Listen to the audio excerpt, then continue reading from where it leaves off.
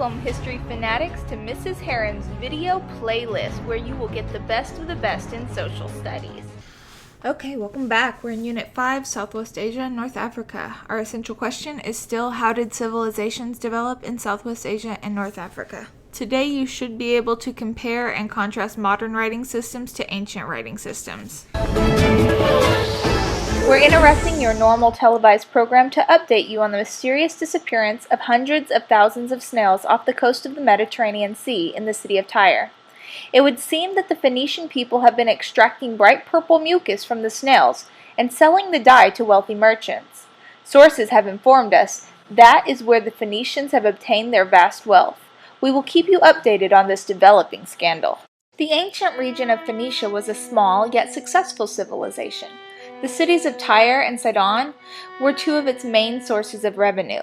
The Phoenicians knew that many civilizations were already competing for the trade in Mesopotamia, so instead of traveling east, they set their sights west across the Mediterranean Sea.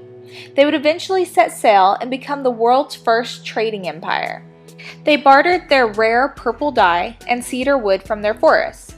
The Phoenicians ruled the waters from 1100 BC to 800 BC. At one point reaching as far west as the Atlantic Ocean.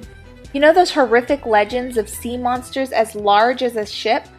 They originated from the Phoenicians, most likely as a way of preventing other civilizations from trying to trade overseas.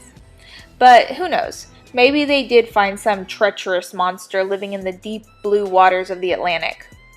Phoenician bazaars began to flood with cultural diversity from all over the Mediterranean.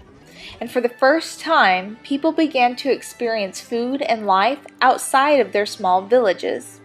Nowhere else could someone buy an African giraffe or a European bear, and only the Phoenicians had ginormous ships that could carry such an odd inventory of goods. Notice on the map that they did not venture too far out into the sea, and instead opted to stick close to the coastlines of the Mediterranean. With such a popular system of trade, Phoenicians needed to develop a simple way to write their prices, names of goods, and even receipts. Cuneiform was complicated and time-consuming, with its hundreds of symbols. The Phoenicians simplified their writing to just 22 symbols, representing letters in the Phoenician alphabet. An alphabet is any set of symbols that represent the sounds in a language. It was the basis of modern English. Now you didn't have to be a scribe to read and write. Look at the chart of the Phoenician and English alphabets.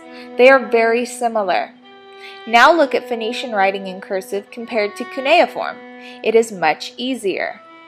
To review, we discussed the purple dye from the sea snails, Tyre and Sidon from Phoenicia, the trading in the West, also the Phoenician bazaar, how they had so many diverse goods, it increased their revenue, and the one vocab word from this first part of this section was alphabet, a set of symbols that represent sounds in a language. See you for the second section next time.